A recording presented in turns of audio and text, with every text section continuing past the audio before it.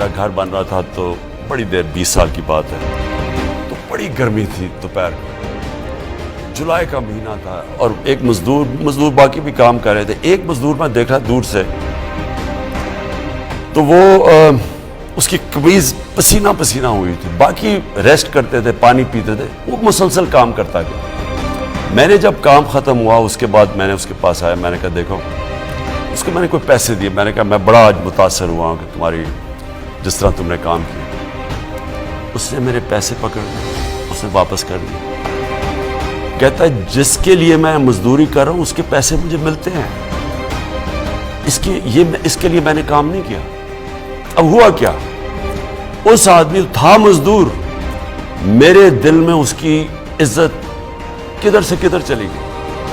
کیونکہ جو ایک انسان میں غیرت ہوتی ہے نا، دنیا اس کی عزت کرتی ہے. کہنے کا میرا مقصد یہ ہے کہ ہم ہی اپنے آپ کو ذلیل کر رہے ہیں. بیگرز آر ناٹ چوزرز، کیونکہ ہم مقروض ہیں، ہمیں غلامی کرنی پڑے گی. یہ ایک جو اچکن سلبا کے بیٹھا ہوا ہے، وہ جب ایسی بات کرتا ہے، مجھے بتاؤ کہ قوم کدھر رہ جاتی ہے. جب ہمارا وہ جو پہلے 3 دفعہ وزیر اعظم وہ جا کے جب پریزیڈنٹ اوباما کے سامنے پرچیاں لے کے بیٹھ کے بات کرتا ہے، تو سوچے گے کہ قوم کیا سمجھتی ہے، وہ اپنی اس کی سیلف اسٹیم کدھر جاتی ہے، اس کی عزت نفس کدھر جاتی ہے.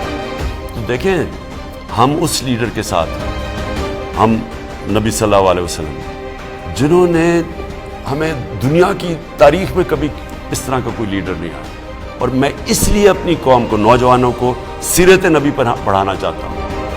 یہ رحمت للعالمین اتھارٹی میں سیرت نبی اس لیے کہ ان سے بڑا لیڈر ہی کوئی نہیں آیا تھا. جو ان کے ارد گرد تھے وہ لیڈر بن گئے تھے، اور وہ ساروں کے اگر نچوڑ کدھر کیا ان کے دلوں میں ڈالا تھا، لا الہ الا اللہ.